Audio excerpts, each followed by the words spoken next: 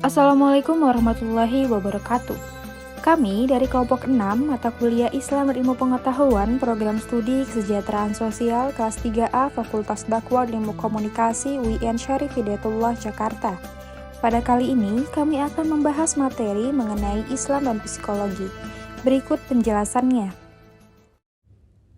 Jiwa manusia tidak akan pernah merasakan ketentraman, kesyahduan, dan kesejukan kecuali jika jiwa tersebut terus mendekat kepada penciptanya.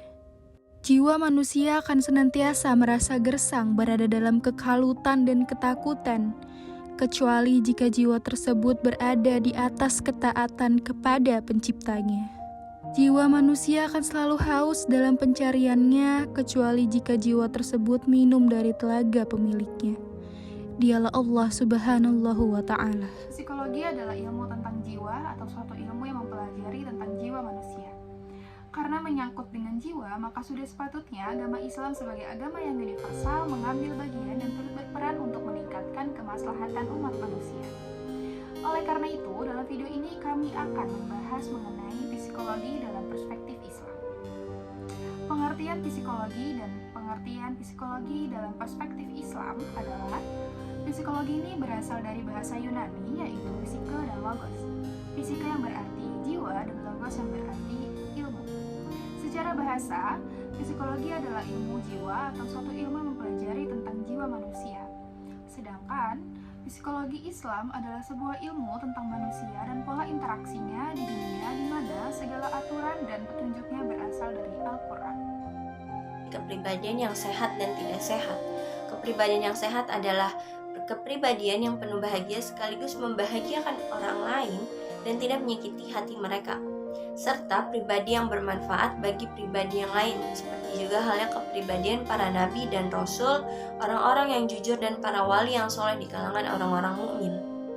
Kepribadian yang sehat adalah kepribadian yang taat, yang tidak menyembah Tuhan selain Allah dan tidak menjadikan wanita, anak-anak, harta, syahwat, dan taghut sebagai Tuhan. Sebagaimana firman Allah Subhanahu wa Ta'ala dalam Quran surat Al-Furqan ayat 68 yang artinya, dan orang-orang yang tidak menyembah Tuhan selain Allah dan tidak membunuh jiwa yang diharamkan Allah membunuhnya kecuali dengan alasan yang benar dan tidak berzina. Selanjutnya, kepribadian yang tidak sehat adalah pribadi yang dalam hati mereka ada penyakit, yaitu jiwa yang ragu dan buruk sangka terhadap Allah Subhanahu wa Ta'ala dan Rasul serta manusia. Contohnya yaitu seperti kepribadian yang munafik. Al-Quran menyingkapkan rahasia ciri-cirinya dalam puluhan ayat dan merinci setiap karakteristiknya. Di antaranya adalah pribadi yang munafik yang memiliki dua wajah, yaitu pembohong dan bersembunyi di balik agama serta berambisi untuk memenuhi keinginan yang rendah. Sebagaimana firman Allah Subhanahu wa Ta'ala dalam Quran surat Al-Baqarah ayat 9 yang artinya, mereka hendak menipu Allah Subhanahu wa Ta'ala dan orang-orang yang beriman, padahal mereka hanya menipu dirinya sendiri sedang mereka tidak sadar. Psikologi Islami melakukan perbandingan tentang konsep-konsep manusia, kepribadian, dan perilaku manusia antara psikologi dengan Islam. Perbandingan itu perlu dilakukan agar dapat dilihat persamaan, perbedaan, kelemahan, dan kekuatan konsep psikologi dalam Islam. Perbandingan yang signifikan dapat kita lihat antara Imam Al-Ghazali dengan Sigmund Freud tentang struktur kepribadian manusia.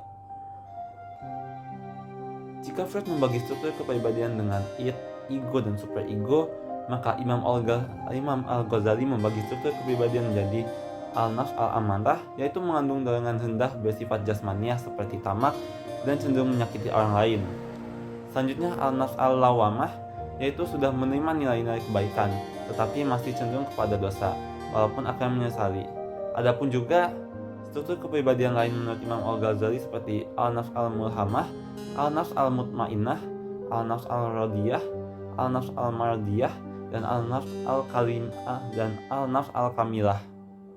Dalam kajian psikologi ini, Islam menempatkan wahyu sebagai dasar dalam memahami hakikat manusia, yaitu merujuk kepada buku panduan Al-Quran. Nah, Al-Quran ini menggunakan 3 kelompok istilah untuk menjelaskan manusia secara totalitas, baik fisik maupun psikis. yaitu yang pertama ada kelompok kata al-bashar. Kelompok kata al-bashar ini bermakna fisik manusia, yaitu manusia dalam kehidupan sehari-hari yang bergantung kepada kodrat alamiahnya, seperti makan, kemudian minum, berhubungan seks, tumbuh, berkembang, dan akhirnya mati. Yang kedua ada kelompok kata al-ins, al-insan, an-nas, dan al-unas. Al-ins itu artinya berkaitan dengan berbagai potensi jiwa manusia. Al-insan itu manusia diberikan kepada Allah Subhanahu wa taala ilmu pengetahuan, potensi dan juga sarana di dalam dirinya untuk menemukan, mengembangkan dan menciptakan ilmu pengetahuan tersebut.